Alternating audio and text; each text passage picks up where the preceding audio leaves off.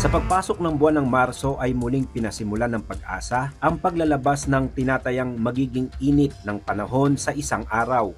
Ibig sabihin nito ay malaki ang posibilidad na tumagaktak na naman ang mga pawis ng ating mga katawan, lalo na yaong ang mga trabaho o gawain ay madalas na nasa labas at nakabilad sa araw. Ayon sa Chief ng Climate Monitoring and Prediction Section ng Pag-asa, layunin nitong mapataas ang kamalayan ng publiko bilang paghahanda sa pagpasok ng tag-araw. Nagamit naman po dito sa heat index or yung tinatawag na init factor natin is yung ating dry bulb temperature at yung pong tinatawag na relative humidity or alinsangan. So ibig sabihin kung gaano ka-dry or gaano ka-humid yung ating hangin ay may kasama po yung factor na kung saan ito yung nagbibigay sa atin kung ano yung posibleng maging discomfort natin or pakiramdam ng human body. Iba-iba ang magiging epekto ng init ng panahon sa ating mga katawan. Malaking konsiderasyon ay ang kinaroroon ng lugar. May pagkakaiba ang init sa mga lalawigan kumpara sa mga syudad. So usually yung tinatawag nating urban heat island effect. So dahil napakainit po ng ating mga semento, so yung singaw nito, yun yung mas nagpapadagdag ng mainit na temperatura at alinsangan natin. So isa yon.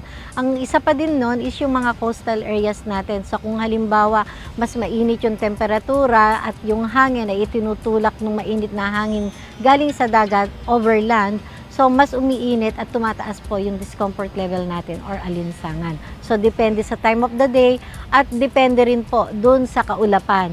So kung mas makapal ang ulap, medyo mas tumataas yung ating relative humidity.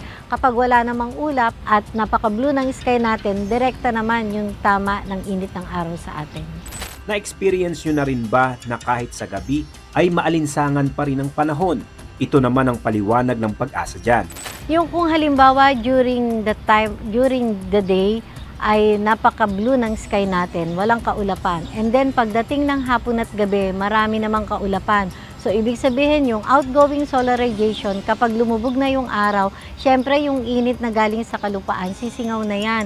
So kung ito ay matatrap dahil makapalang ulap sa hapon at gabi, so yun yung nagbibigay ng mas matindi pang alinsangan. Ayon sa Pag-asa, posibleng tumagal pa ang pag-iral ng La Nina hanggang sa unang linggo ng Abril. Kaya may mga nararanasan pang mga pag-ulan sa ilang lugar sa ating bansa. Pero magiging mas mainit kaya ang panahon sa darating na tag-araw.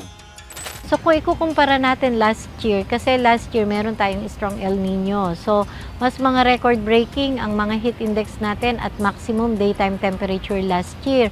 So kung ikukumpara natin sa ngayon, hindi gaya nung isang taon. Base sa klasifikasyon ng Pag-asa, kapag umabot ang heat index sa 27 hanggang 32 degrees Celsius, posibleng makaranas na ng heat cramps o pamumulikat. Sa 33 hanggang 41 degrees Celsius ay maaari namang makaranas ng pagkahapo. At kung magtuloy-tuloy ang aktibidad ng katawan ay posibleng mauwi sa heat stroke. Mas delikado na kung tutungtong pa ang heat index sa 42 degrees Celsius o pataas. Ayon sa World Health Organization o WHO, mula taong 2000 hanggang 2019 ay halos umabot sa 250 milyon ang namatay dahil sa init ng panahon. Karamihan dito ay nasa Asia at Europa.